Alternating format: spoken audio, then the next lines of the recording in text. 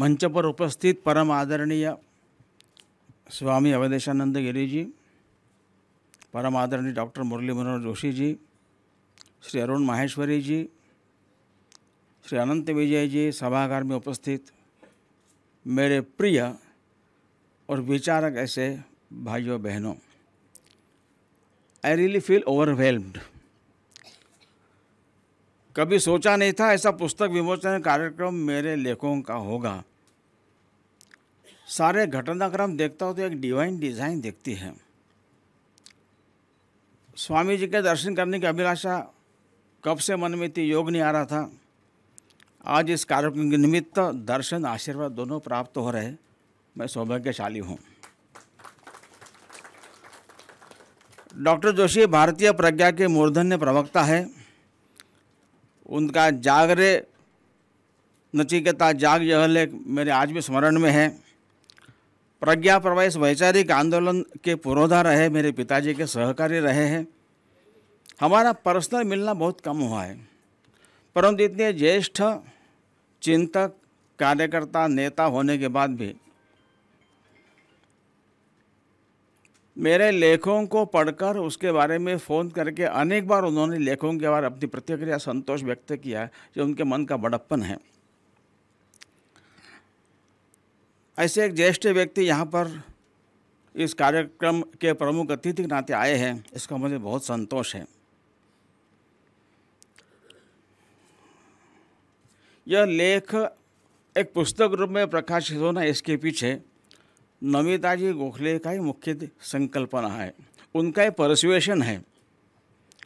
नमिता जी का परिचय कराने का श्रेय प्रज्ञा को जाता है। प्रज्ञा मुझे पहली बार JLF में निमंत्रण, उन्होंने वहाँ बात करके भूमिका बनाकर एक संभव न होने वाली बात संभव हुई, इसलिए प्रज्ञा का भी यहाँ रहना खास महत्व का है।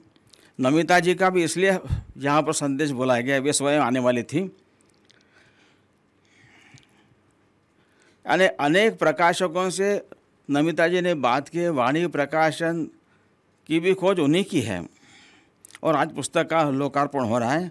थैंक यू नमिता जी। वैसे मेरे लेख थोड़े लंबे होते क्योंकि मैं लेखक नहीं हूँ, और प्रिंट मीडिया में 1200-1300 वर्ड में ही लेख लिखने होते, मेरे थोड़े 2000 के होते हैं, तो बड़ी कठिनाई होती थी।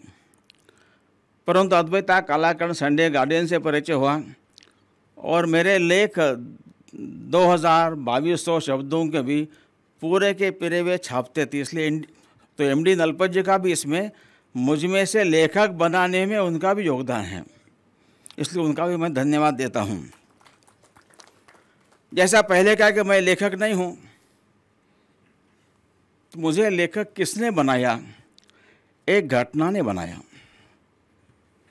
इस पुस्तक में 34 आर्टिकल्स है, उसमें से 29 आर्टिकल्स 2018, 19, 20, 21 के हैं। 9 2018 के केवल 7 महीने में लिखे हुए हैं। उसके पहले केवल 2 आर्टिकल से जो ऑन डिमांड लिखे गए थे 2010 में, 2016 में। क्या हुआ?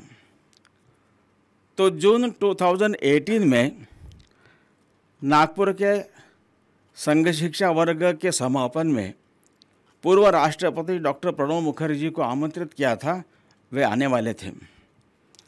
वे RSS ज्वाइन करने वाले नहीं थे, वे संघ के कैडर को एड्रेस करने वाले थे। एक चिंतक है, बहुत लंबा उनका सामाजिक राजकीय जीवन रहा है, ऐसे व्यक्ति अपने विचार व्यक्त करने वाले थे, लेकिन इनका इतना विरोध हुआ, मेरे समझ में नहीं आ रहा था कि क्यों विरोध हो रहा है। वे संघ ज्वाइन नहीं करने वाले थे। वास्तव में उनको बारे में अच्छा सोचने वाले लोगों को आनंद होना चाहिए, हमारे आदमी को वहाँ बुलाया है, खरी खरी सुनाएगा। इसके बदले अनावश्यक इतना विरोध। तो this incident triggered me, prompted me to write an article. That was the first article। वो जो 29 आर्टिकल्स है उसमें से पहला आर्टिकल वो है जो मैंने स्वयं होकर लिखा है। अर्थात उनका इतना विरोध होने के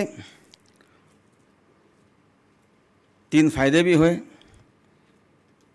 इनका इतना विरोध होने के बावजूद डॉक्टर मुखर्जी आए, प्रणव दा आए, क्योंकि इतना विरोध था तो मुझे लगा शायद कैंसिल कर सकते हैं। उन्होंने कहा इसका उत्तर मैं नागपुर जाकर दूंगा। तब लगा अब तो आने वाली पक्का। इस कारण ये जो लिबरल कहने वाले जमात की जो नॉन लिबरल एटीट्यूड है वो एक्सपोज हुआ सारे भारत के लोगों के सामने। दूसरा फायदा हुआ, तो ये वैसे एनुअल प्रोग्राम होता है संघ का, और किसी बाहर के ऐसे सज्जन व्यक्ति, अच्छे व्यक्ति को बुलाते हैं। जैसे अभी विजयादशमी में शंकर महादेवन जी आए थे। ये संघ की परंपरा है। लेकिन इतना विरोध होने के कारण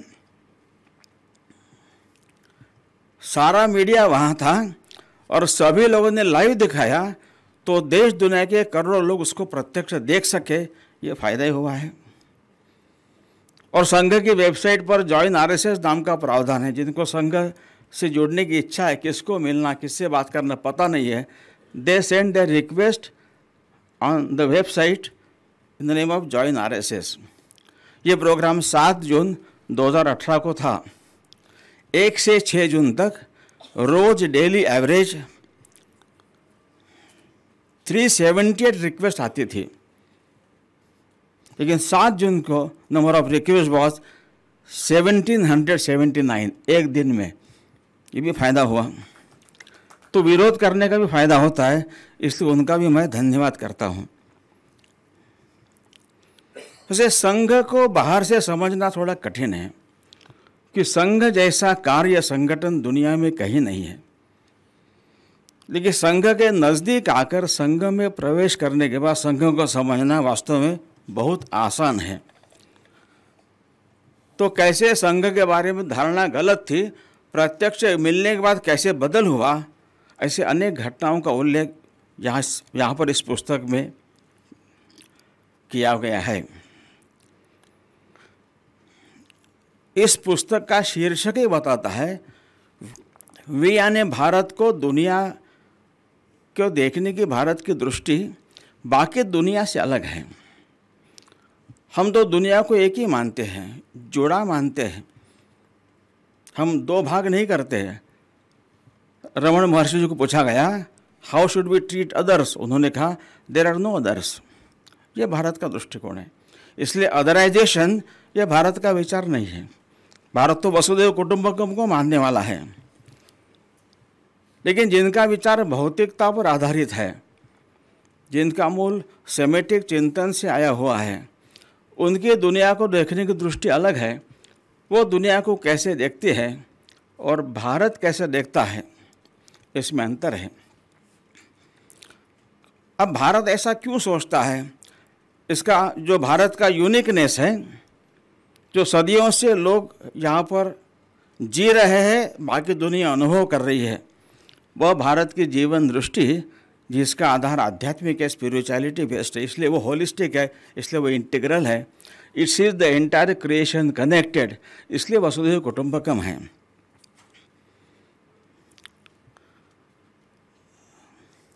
इसलिए ये सेमेटिक मूल के विचार से प्रभावित होकर जो अदराइजेशन की बात सोचते हैं, उनका वास्तव में विचार भारतीय नहीं है। इसलिए प्रणव दा को जिस कारण से विरोध किया गया, वह भी भारतीय वृत्ति नहीं है। भारत में तो अनेक लोगों को साथ बिठाकर चर्चा होती है। वादे वादे जायते तत्वबोध, ऐसा यहाँ कहा है। तो इनका जो वर्ल्ड व्यू वो फ्रैगमेंटेड है, इसलिए उनकी दृष्टि अलग है।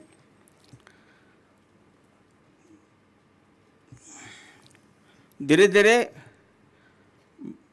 हम और बाकी यहाँ से शुरुआत होती है, फिर धीरे धीरे हम या बाकी, वी और अदर, आइदर वी और अदर, यहाँ तक बात आती है आगे।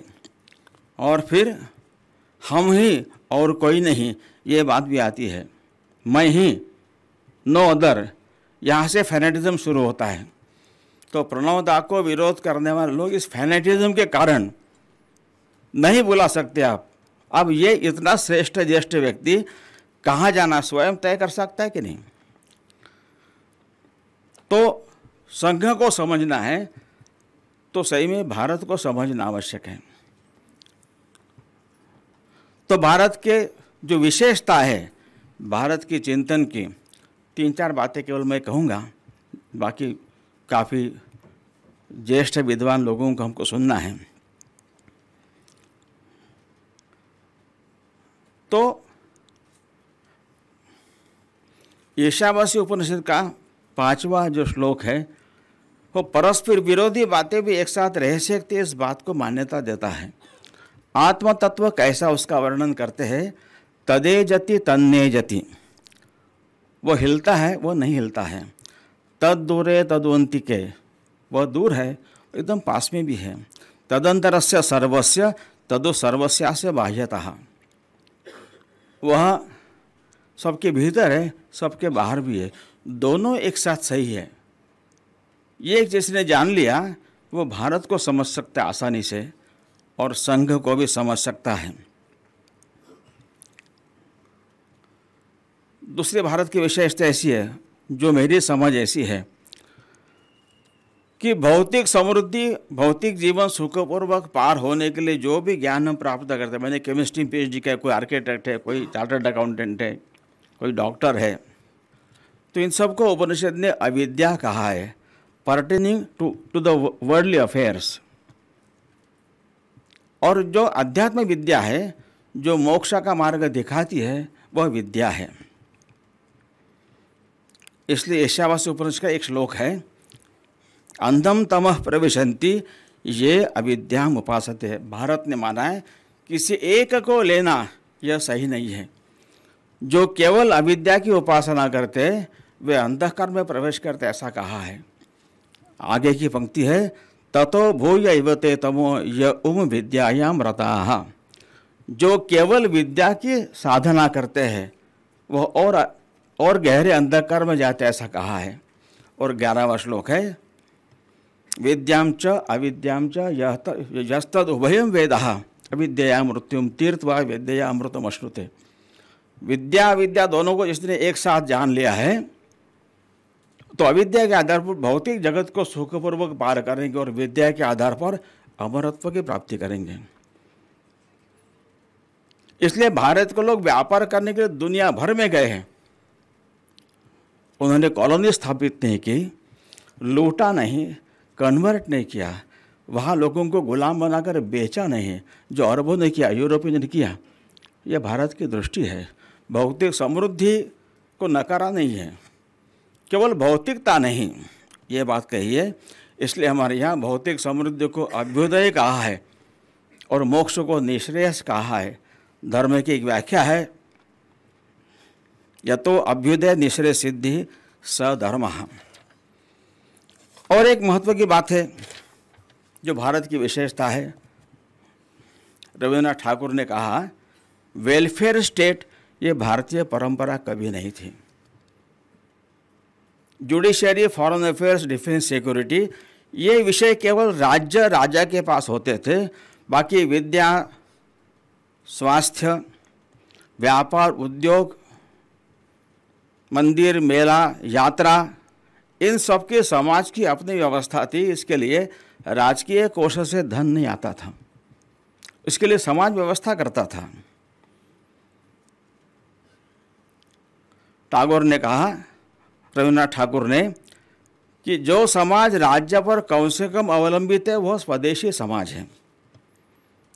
एक पोल पर खड़ा तंबू है, खंभा टूटता है, तंबू धराशायी होता है, परंतु 4-5 खंभों पर खड़ा तंबू है, एक खंभा टूटता है तो तंबू का आकार बिगड़ेगा, लेकिन वो ज़मीन पर नहीं आएगा, तंबू खड़ा ही रहेगा और टूटे खंभे को फिर से खड़ा करने की सुविधा रहेगी। ये भारत की व्यवस्था थी। भारत का राष्ट्र मतलब समाज है, जो पश्चिम का नेशन स्टेट है वो अलग है।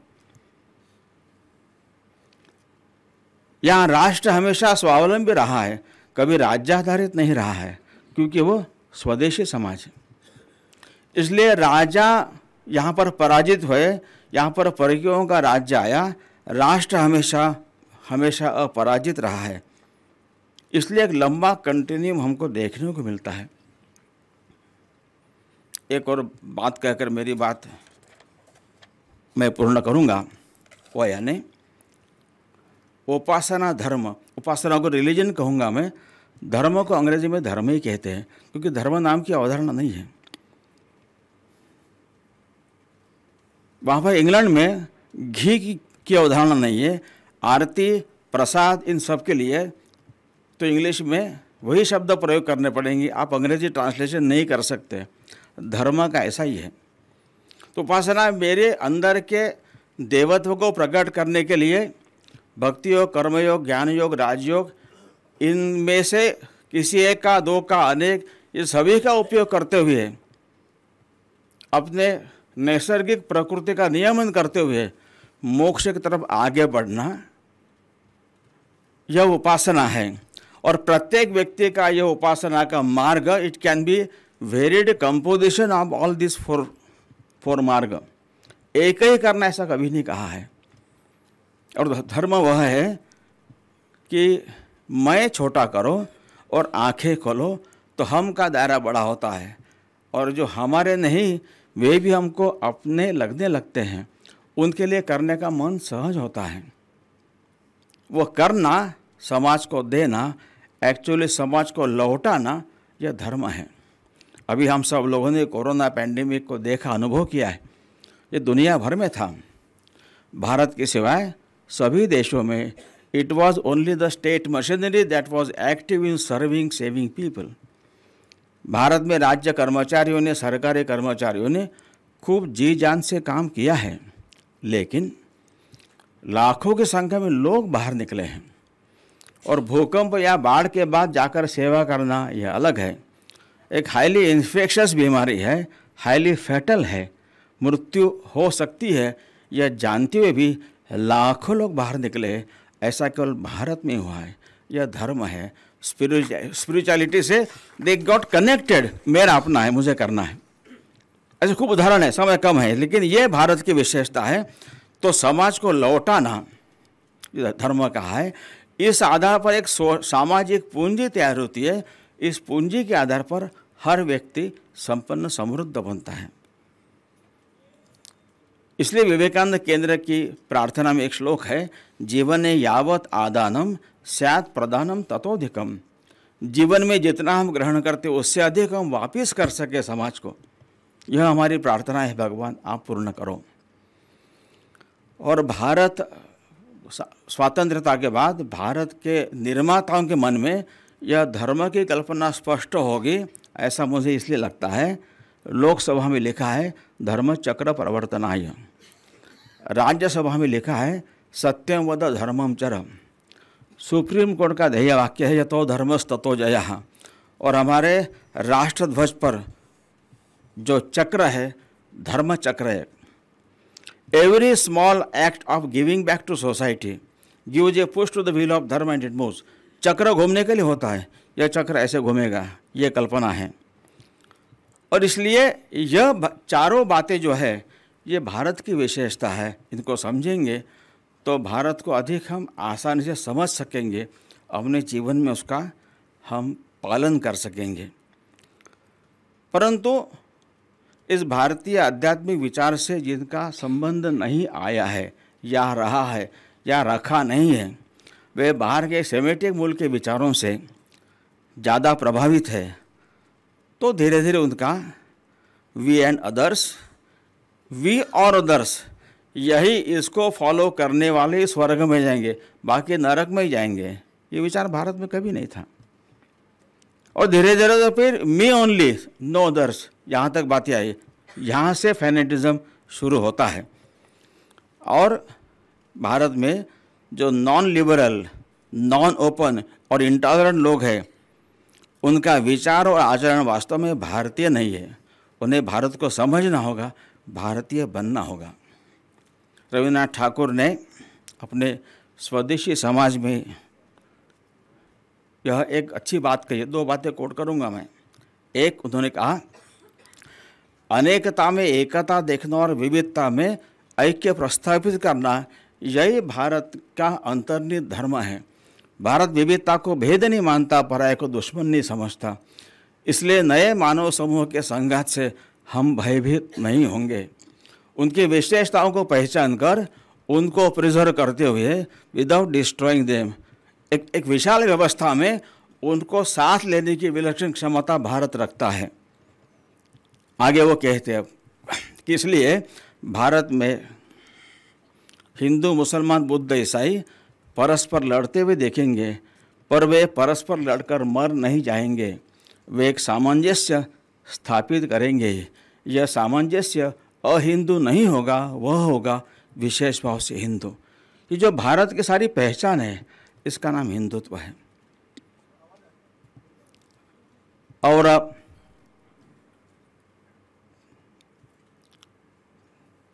टैगोर ने कहा है, रविंद्रनाथ ठाकुर ने, कि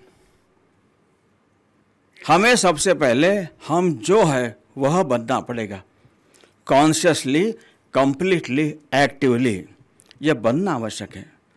तो भारत के भारतीयों को भारतीय बनने के लिए इस भारत की आत्मा की पहचान होना, समझना, अपने जीवन में लाने का प्रयत्न करना आवश्यक है। एक एरिक फ्रॉम नाम के लेखक की पुस्तक है to have and to be. एक सुंदर कल्पना उन्होंने रखी है कि एक युवती 22 साल की आयु होती है, शादी होती है, माँ बनती है, एक बालक को जन्म देती है। She is a mother, nobody can deny.